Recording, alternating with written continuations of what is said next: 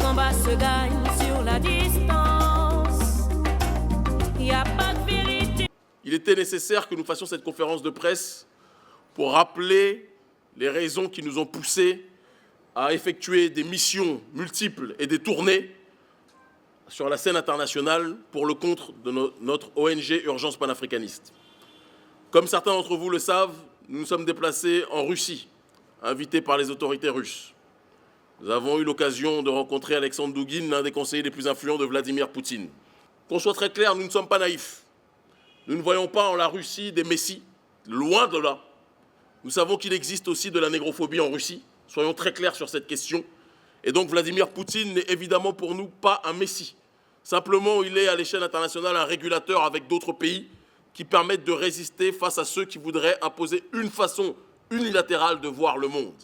Et donc en échangeant avec Alexandre Douguine, nous avons pu développer un certain nombre de points de convergence, observer un certain nombre de stratégies qui pourront être menées sur la durée par les souverainistes, qu'ils soient africains ou qu'ils soient russes de manière générale. Et donc nous aurons l'occasion au cours de cette année de pouvoir illustrer la manière dont nous voulons collaborer non seulement avec la Russie, mais aussi avec les autres pays qui résistent à l'occidentalisation du monde. Nous avons été capables de faire bousculer les choses sur le terrain de l'échiquier continental, puisque nos mobilisations et nos actions ayant trait à cette dynamique de souveraineté ont eu un écho international. Mais nous pouvons constater aujourd'hui que malgré cet écho international, les responsables et les présidents africains sur ces questions globales d'autodétermination continentale et d'autodétermination dans la zone franc, eh bien ces questions-là ne trouvaient pas réponse auprès de ces autorités. Et donc on part du principe que si ces dernières autorités ne font pas leur travail, il en va du devoir de la société civile africaine de s'organiser.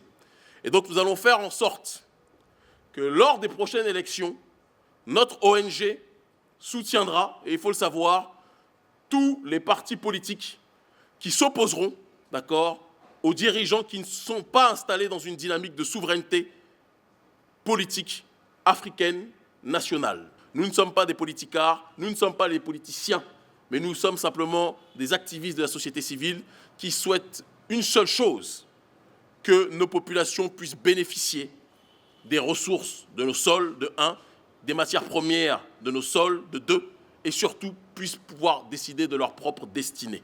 C'est la démarche qui est la nôtre et nous occuperons cet espace partout, dans tous les pays de la zone franc, là où ces questions seront nécessaires. Urgence panafricaniste se tiendra, en tout cas, très attentif sur ces questions, sans pour autant que nous soyons dans une démarche nous-mêmes, qu'on soit très clair de nous présenter. Nous sommes des vigiles de la société civile, nous observons ce qui se passe et nous saurons mener nos actions de manière efficace pour soutenir ceux qui veulent être dans l'autodétermination pour notre population.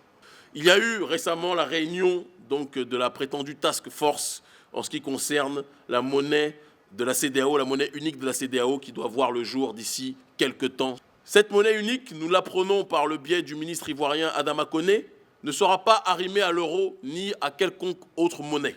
Mais nous exigeons un point fondamental sans quoi il ne pourrait y avoir en réalité de développement réel et d'instauration réelle de cette monnaie. Nous souhaitons, nous voulons et nous demandons qu'il y ait une lisibilité réelle sur la mise en place de cette monnaie auprès de la population, parce que la population est celle qui utilise le plus justement cette monnaie, et nous avons le droit de savoir de quelle manière cette dernière sera structurée, nous avons le droit de savoir quelles sont les forces en présence qui garantiront cette monnaie, nous avons le droit de savoir quelle sera la place de l'Union européenne, de la Banque mondiale, de la Banque de France sur cette monnaie qu'est la monnaie unique de la CEDEAO. Si il s'avère que les autorités de la CEDEAO refusent de nous exposer la manière par laquelle ils veulent arriver à la création de cette monnaie, nous nous réservons le droit de nous mobiliser devant les représentations multiples et variées, d'accord, des institutions représentant ces communautés de l'État d'Afrique de l'Ouest, et nous nous mobiliserons avec force, avec efficacité, pour qu'ils comprennent que rien ne peut se faire sans la volonté du peuple. Il est temps que le peuple cesse d'être méprisé dans les pays de la zone franc, et a fortiori dans la CEDEAO, c'est une absolue priorité. Urgence panafricaniste se positionne non pas en tant que parti politique, même si politique c'est Politeia, participation à la vie de la cité, mais se positionne en tant que force de la société civile. Nous sommes une organisation civique. Nous sommes des gardiens de la cité. Et parce que nous sommes des gardiens de la cité, nous voulons montrer qu'il y existe une autre façon de faire de la politique que le système corrompu électoraliste et le système corrompu politicien que nous voyons depuis des années fleurir un peu partout sur le continent africain. Et donc, par conséquent, nous voulons redonner à la jeunesse africaine la volonté de servir son pays et non pas de se servir de la politique ou de se servir du pays à travers la voie de la politique. Nous allons, à partir de la mi-mai, nous sommes en train de réunir les fonds pour cela, parce que ça va demander beaucoup de fonds. Nous allons lancer une campagne civique de nettoyage de la ville de Cotonou, nettoyage des déchets. Nous allons lancer des patrouilles civiques. Notre but est de montrer que l'ONG Urgence panafricaniste, au-delà de sa démarche de contestation et de sa démarche de lutte pour la souveraineté africaine, veut être aussi une force de proposition civique. Le service militaire n'existe pas, mais nous allons faire en sorte que le service civique existe.